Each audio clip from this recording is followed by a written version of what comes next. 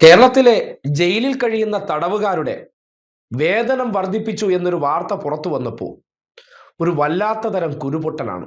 ഏതോ ഈ നാട്ടിലെ മനുഷ്യരെന്ന് പരിഗണിക്കാൻ പാടില്ലാത്ത വിഭാഗക്കാർക്ക് എന്തോ സഹായം ചെയ്തു കൊടുത്ത മട്ടിൽ വലിയ പ്രചരണമാണ്. കേരളത്തിൽ ജീവിക്കുന്ന മനുഷ്യരൂപമുള്ള ഓതറൈസ്ഡ് വിവരക്കേടുകളെ കാണണമെങ്കിൽ ഈ വിഷയവുമായി ബന്ധപ്പെട്ട് ഒരു മൊബൈൽ ഫോണിന്റെ മുന്നിലിരുന്ന് വിടുവായത്തരം ഉളുപ്പില്ലാതെ തട്ടിവിടുന്ന പല മുഖങ്ങളെയും കാണാം. കാര്യം എന്താണ് മനുഷ്യനെന്ന് അറിയണമെന്നുണ്ടെങ്കിൽ ഈ രൂപം മാത്രം പോരല്ലോ. ഒരു വിഷയം വരുമ്പോൾ എന്താണ് അതിന്റെ യാഥാർത്ഥ്യമെന്ന് മനസ്സിലാക്കാതെ കിട്ടിയ അവസരത്തിൽ 4 വാപൊളിഞ്ഞ ഡയലോഗ് അടിച്ച് കുറച്ചു പേരുടെ കയ്യടി കിട്ടിക്കഴിഞ്ഞാൽ ഞാൻ സൂപ്പറായെന്ന് വിചാരിക്കുന്ന അഖില ലോക വിവരക്കേടുകൾ. അതിനപ്പുറത്തേക്ക് ചില യാഥാർത്ഥ്യങ്ങൾ ജനം മനസ്സിലാക്കേണ്ടതുണ്ട്. ഈ വേതന വർധനവ് നടപ്പിലാക്കുമ്പോൾ സർക്കാരിന്റെ ഖജനാവിൽ നിന്നാണോ ഈ പണമെടുത്ത് കൊടുക്കുന്നു എന്നുള്ളതാണ് പ്രധാനപ്പെട്ട ചോദ്യം. കഴിഞ്ഞ ദിവസം ഏഷ്യാനെറ്റിന്റെ ഒരു ചർച്ച നടന്നു. അതിൽ മുൻ DGP ആയിട്ടുള്ള അലക്സാണ്ടർ ജേക്കബ് പറഞ്ഞൊരു കാര്യമുണ്ട്. ഇത് സർക്കാരിന്റെ ഖജനാവിൽ നിന്ന് എടുത്തു കൊടുക്കുന്ന പണമല്ല, അവർ ജോലി ചെയ്യുന്നതിൽ നിന്ന് കിട്ടുന്ന വരുമാനത്തിൽ നിന്ന് ഒരു വിഹിതം കൊടുക്കുന്നതാണ്. കേരളത്തിലെ ഏതെങ്കിലും ഒരു മാധ്യമങ്ങൾ നിങ്ങളോട് ഇത് പറഞ്ഞു? ഇല്ലെങ്കിൽ കഴിഞ്ഞ ദിവസം ഏഷ്യാനെറ്റിലെ ചർച്ചയിൽ അലക്സാണ്ടർ ജേക്കബ് എങ്ങനെയാണ് ആ പണം നൽകുന്നു എന്ന് വിശദീകരിച്ചിട്ടുണ്ട്. കാര്യം നമ്മൾ പറയുമ്പോൾ അത് തെറ്റിദ്ധരിപ്പിക്കാനെന്ന് പറയും. ബന്ധപ്പെട്ട ഉത്തരവാദിത്തപ്പെട്ട പദവിയിലിരുന്നവർ അല്ലെങ്കിൽ അതേ പദവിയിലിരുന്നവർ അതിനെക്കുറിച്ച് വിശദീകരിക്കുമ്പോൾ ഈ നാട്ടിലെ ജനങ്ങളെ തെറ്റിദ്ധരിപ്പിക്കാൻ വേണ്ടി ശ്രമിക്കുന്ന ചിലതിനൊക്കെ അതൊരു ഉത്തരമാകും. സർക്കാർ ഖജനാവിൽ നിന്നല്ല ഈ പൈസ പോകുന്നത്. ജയിലിനകത്തു നിന്ന് ചപ്പാത്തി ഉണ്ടാക്കുന്നു, കേക്ക് ഉണ്ടാക്കുന്നു, അങ്ങനെ ബിരിയാണി ഉണ്ടാക്കുന്നു. അപ്പം 8 രൂപ ഉണ്ടായിരുന്ന ചപ്പാത്തി 2 രൂപയ്ക്ക് കൊടുക്കുകയാണ്. 30 രൂപ ഉണ്ടായിരുന്ന വെജിറ്റബിൾ കറി 10 രൂപയ്ക്ക് കൊടുക്കുകയാണ്. 100 രൂപയുള്ള ചിക്കൻ കറി 20 രൂപയ്ക്കാണ് ജയിലിൽ നിന്ന് കൊടുക്കുന്നത്. അപ്പം കേരളത്തിലെ ജനങ്ങളുടെ ജീവിത നിലവാരത്തിലുള്ള ചെലവ് ഗണ്യമായി കുറഞ്ഞു. ഞാൻ തുടങ്ങി വെച്ച ഈ ഫുഡ് പ്രൊഡക്ട്സ്, ചപ്പാത്തി ഉൾപ്പെടെയുള്ള പ്രൊഡക്ഷൻസിന് അന്ന് 3 കോടി രൂപയായിരുന്ന വരുമാനം ഇപ്പോൾ 16 കോടി രൂപയാണ്. ബഡ്ജറ്റിൽ വകകൊള്ളിക്കാത്ത ഒരു 16 കോടി രൂപ സർക്കാരിന് വന്നുകൊണ്ടിരിക്കുകയാണ്.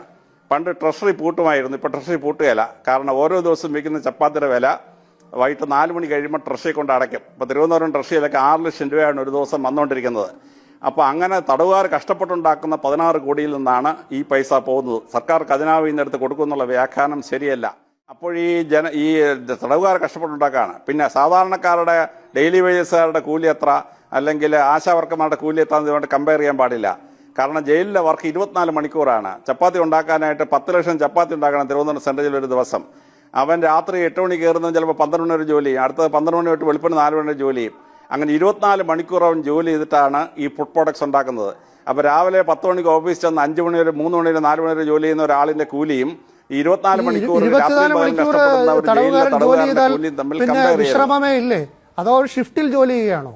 24 മണിക്കൂറും ജയിലിൽ ഈ സംവിധാനം പ്രവർത്തിക്കും, പക്ഷെ ആളുകൾ ഷിഫ്റ്റിലാണ്. അപ്പൊ എല്ലായിടത്തും അങ്ങനെയല്ലേ? ഇപ്പൊ ഏഷ്യാനെറ്റ് ന്യൂസിലാണെങ്കിൽ 8 മണിക്കൂറിന്റെ 3 ഷിഫ്റ്റ്, 24 മണിക്കൂർ പണിയുണ്ട്, പക്ഷെ ഒരാളുടെ ജോലി 8 മണിക്കൂർ. അതെ. അപ്പൊ ഡെയിലി നമ്മുടെ ആശാ വർക്കർ 24 മണിക്കൂറും ജോലി ഇല്ലല്ലോ.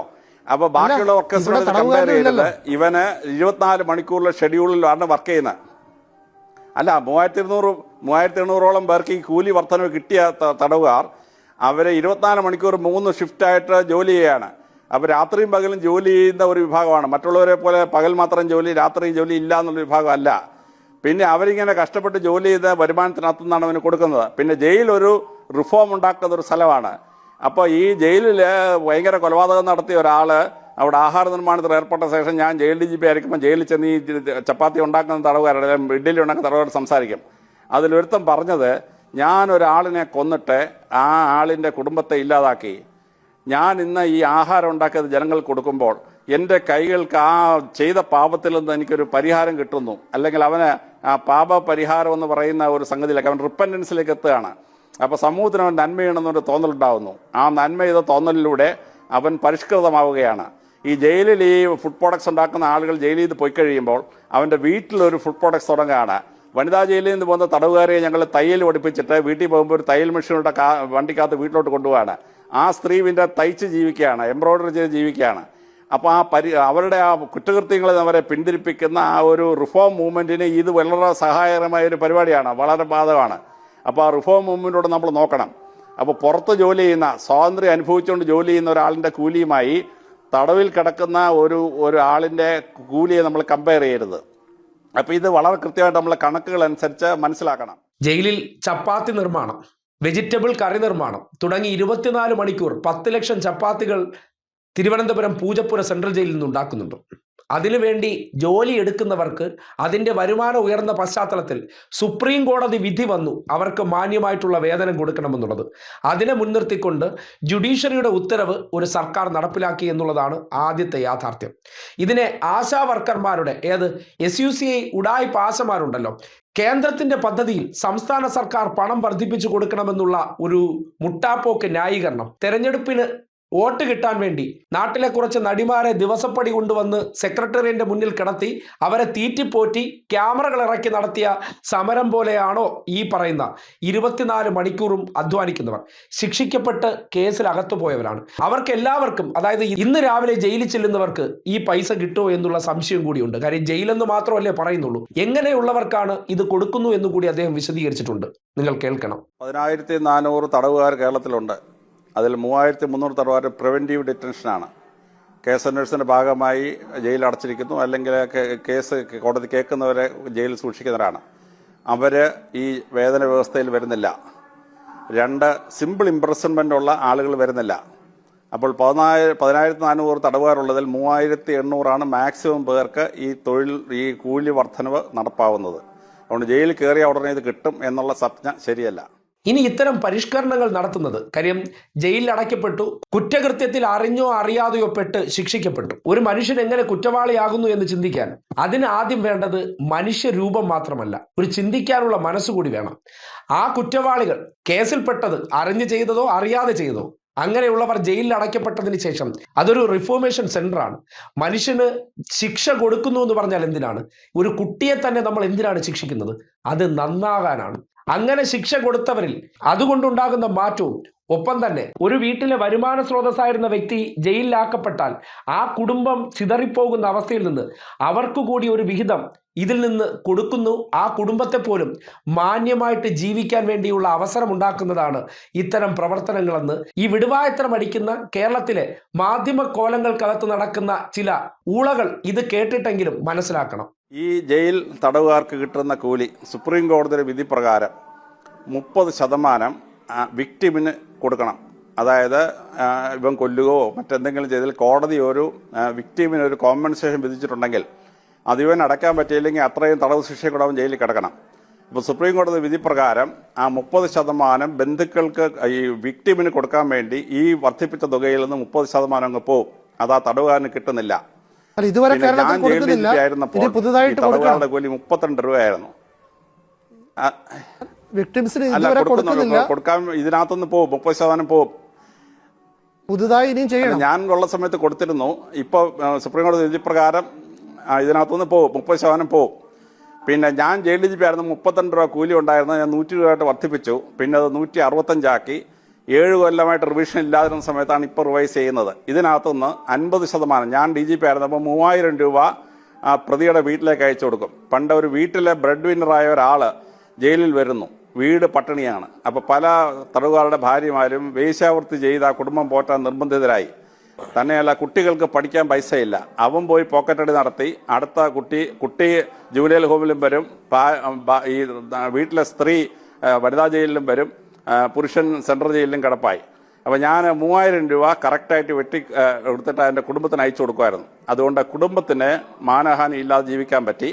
തന്നെയല്ല, അവിടുത്തെ ബിലോ പോർട്ടനയിലുള്ള തടവുകാരൻ്റെ മക്കൾക്ക് 10ാം ക്ലാസ് താഴെയുള്ള കുട്ടിക്ക് 500 രൂപ ഒരു മാസവും 10ാം ക്ലാസ്സിന് മുകളിലുള്ള കുട്ടിക്ക് 1000 രൂപ അയക്കാൻ തുടങ്ങി. അതുകൊണ്ട് വനിതാ ജയിലിൽ 400ഓളം തടവുകാരുണ്ട്. വനിതാ ജയിലിൽ ഇപ്പോൾ കഷ്ടിച്ച് 100ൽ താഴെ തടവുകാരായി. ടോട്ടൽ കേരളത്തിലെ വനിതാ തടവുകാരുടെ എണ്ണം 350ആയി.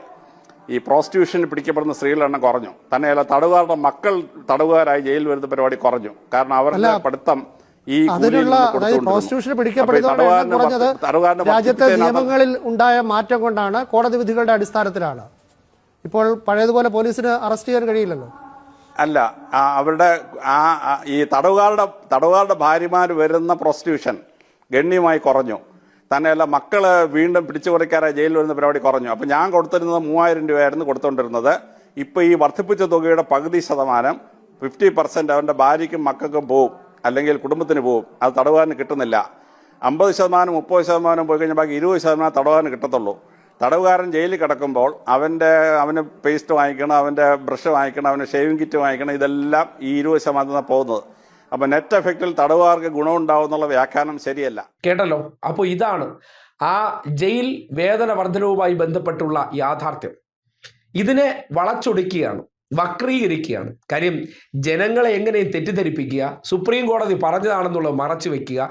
ഇതിനപ്പുറത്തേക്ക് ജയിലിൽ കഴിയുന്നവർ പുറത്തിറങ്ങിക്കഴിഞ്ഞാൽ വീണ്ടും അതേ തൊഴിലെടുക്കുന്ന അവസരം ഉണ്ടാകാതിരിക്കാൻ വേണ്ടി പുറത്തിറങ്ങുമ്പോൾ ഒരു ചായ വാങ്ങിച്ചു കുടിക്കാനോ, കാര്യം കൊലപാതക കേസിലോ പിടിച്ചുപറി കേസിലോ മോഷണ കേസിലോ ഒക്കെ പെട്ട് അകത്തേക്ക് പോകുന്നവൻ, അവന് അവിടെ പോയതിന് ശേഷം ഇത്തരം പ്രവർത്തനങ്ങളിൽ ഏർപ്പെട്ട് കയ്യിൽ 5 പൈസ ഉണ്ടെങ്കിൽ തിരിച്ച് പുറത്തു വന്നു കഴിഞ്ഞാൽ ആ പ്രവൃത്തി ചെയ്യാതെ മാന്യമായി ജീവിക്കാനുള്ള ഒരു അവസരം ഉണ്ടാകണമെന്നുണ്ടെങ്കിൽ എന്ത് വേണം? അവന് പുറത്തേക്ക് വന്നാൽ കയ്യിൽ സ്വന്തമായിട്ട് 5 പൈസ ഉണ്ടെങ്കിൽ അവൻ വീണ്ടും ക്രിമിനൽ ആക്ടിവിറ്റികളിൽ നിന്ന് മാറി നടക്കുന്ന സാഹചര്യങ്ങളെങ്കിലും ഉണ്ടാകും.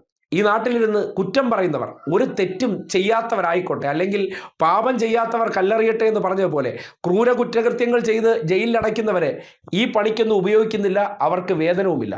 അല്ലാത്ത വിഭാഗക്കാരായിട്ടുള്ളവർക്കാണ് ഇത്തരം പ്രവർത്തനങ്ങൾ. അതിൻ്റെ ഒരു ഉദാഹരണം കൂടി അദ്ദേഹം പറഞ്ഞു വെക്കുന്നുണ്ട്. ഇതൊക്കെ ഇങ്ങനെ പറഞ്ഞു കൊടുത്താലും മനസ്സിലാകാത്ത പാഴ് ജന്മങ്ങൾ മനുഷ്യരൂപത്തിൽ നമ്മുടെ നാട്ടിലുണ്ട്. അവർ സ്വയം കരുതുകയാണ് ഞാൻ അതിബുദ്ധിമാനാണ്, ബുദ്ധിമതിയാണെന്ന് കരുതിയാൽ നമുക്കൊന്നും ചെയ്യാൻ പറ്റില്ല. മനുഷ്യരൂപത്തിൽ ജനിച്ചു പോയില്ലേ?